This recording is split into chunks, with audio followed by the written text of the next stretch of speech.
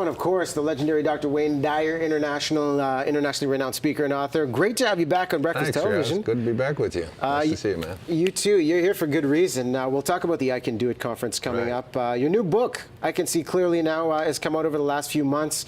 A lot of comments, and on a personal level, you share your stories. You just celebrated, what, the 74th birthday? Just a few days ago, yeah, 74. And now, I like the statement that came out that have you lived 74 years, or have you lived the same year 74 times? Yeah, 1 year, 74 times. Yeah, that's something I've made a commitment not to do. You know, it's just to do something and then continuously.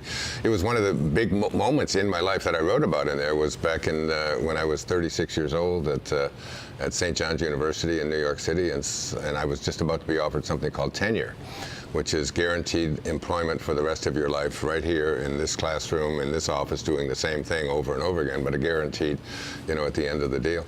And I was driving on my way into the university, and something came over me, and I pulled over. I was on the Long Island Expressway, and I pulled over onto the shoulder, and I just sat there, and this energy just was so strong.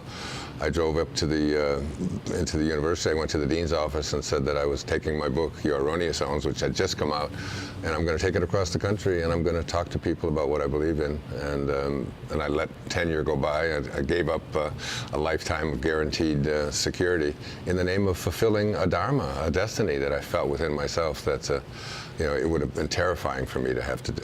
So that's just one of the stories. I Can See Clearly Now is really just a look at all of the significant and key, like, quantum moments that have come along in my life that gives me an awareness that there's something else moving the checkers around in our life other than just us. And it's always obvious. I mean, I was thinking about it on my way in here this morning, you know, that what is it that got me here and got me open, you know, woke me up this morning and decided to sit down and talk to me. It isn't my personality. It's something universal that's in each and every one of us. And we have to listen to it. I think, you know, hearing you talk and going through the book last night and going through books over the years, passion and purpose are two things that you live immensely. And I know you talk about, for somebody watching this that feels like they lack that in their life, what are the important questions to start asking themselves so they can get to that part where they feel that excitement that, you know, you had clearly years back? Well, I think it's like you want to ask yourself, I mean, Leo Tolstoy wrote a wonderful story one time. It was called The Death of Ivan Ilyich. And Ivan Ilyich was a man who lived his whole life doing what his wife had set up for him to do. She pulled all the strings. He was a judge in, you know, in Moscow. I mean, he was going back and forth he was a commuter doing all these things. And he got to the end of his life. And he's lying there on his deathbed, and he despised his wife because he was a poet inside, but he never was allowed to, he never felt he had the freedom to do that because she was so always pushing him. And he was looking up into the eyes of this woman that he was just so angry with. And he said, what if my whole life has been wrong? And then he closed his eyes and died, and that was the end of the story. Wow. And I can remember reading that. I was 19 years old. I was in the United States Navy on my way to Yokosuka, Japan to pick up my ship. And I read that story, and I took out a notepad, and I wrote a note to myself, and I said, Dear Wayne, don't die with your music still inside you. And that would be the first question to ask you. You know, we came here with music to play. There's something about your life that is divinely orchestrated. You know, we don't make the choice to come here. We don't make the choice to leave. Something else does that, whether you call it the Tao, or whether you call it God, or divine mind, or spirit. It is always operating within us. And you came here with a reason. And there's something inside each and every one of us that says it's pulling us in a certain direction. But we're listening very often to the voices of our family, our culture, other people telling us this is what we have to do. No, you can't do that. And inside you want to ask yourself, you don't want to get to the end of your life like Ivan Ilyich and say, what if my whole life has been wrong? There's a woman down in Australia, her name is Bronnie Ware. She wrote a book called The 5 Regrets of the Dying. She was a hospice nurse, and every day she worked with people who were dying. I just went through this with my mom last year. And so she would ask them, what are your top regrets? And the number one regret of people that were dying, of over 800 people that she had interviewed, was I wish I'd had the courage to live the life that I knew I came here to live, but was afraid to do so. That's my number one regret. You don't want to get to the end of your life and say, what if my whole life has been wrong? I can guarantee you I won't say that. A lot of great stories from this man. Listen, we're lucky enough to have you on the couch for a second segment. We'll talk more about this book in the I Can Do It conference where Dr. Wayne Dyer is speaking tomorrow morning. Quick break, more to come here on Breakfast Television. Stay with us. During the break, Dr. Wayne Dyer saying wheat belly.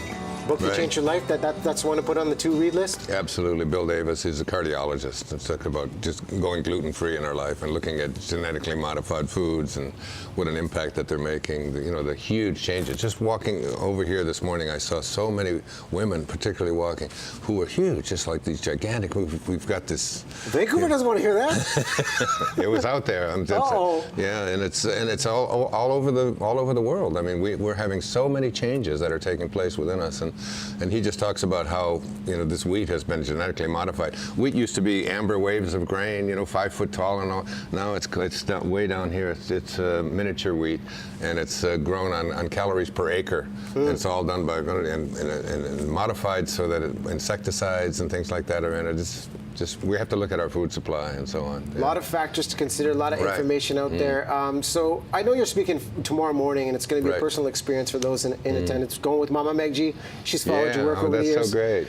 The idea connection is so important, and we were kind of touching on this before you sat on the couch and started this.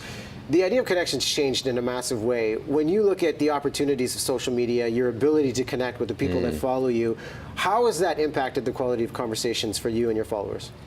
Well, I don't know about my followers, but I do know that the average child in America, and I'm sure it's very similar in Canada, spends 7.5 hours every day. So they sleep for 8 hours, and 7.5 hours of the time that they're awake, that's half the time they're awake, is spent in front of a screen. And children really don't know how to communicate with each other any longer and talk. And also they don't know anything about getting out into nature. That's where you're going to find God. That's where you're going to find divinity. That's what Lao Tzu talked about in the Tao Te Ching. And so everything has been sort of put into an electronic mode. I have a friend who's got a little boy. He's only 2 years old, and he's already working on an iPad. And the mother doesn't read to him. She doesn't. She's busy. She doesn't have this, or she's on her computers as well.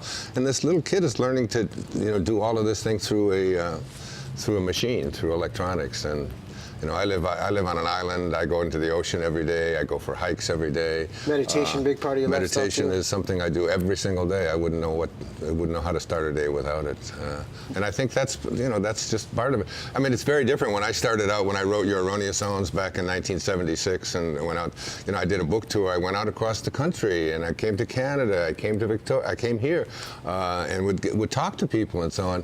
Now, no such thing. Book tours aren't done like that. They're all done on a screen. They're all done on internet radios and things like that. It's like you can just sit in your living room and reach millions of people. I think there's a lot of advantages to it. Certainly, it's hard for dictators to get away with things on the other side of the world because there's so much of that media, which is in a sense good.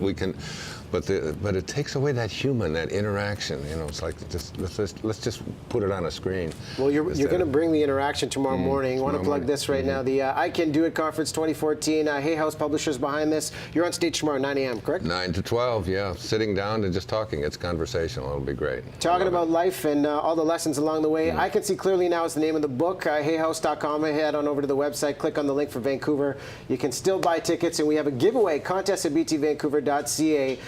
Subject line, there you see it on screen. 2 pairs we're going to give away so you can see this man live and in person. Doctor, an absolute honor. God bless you. Namaste. All right, namaste.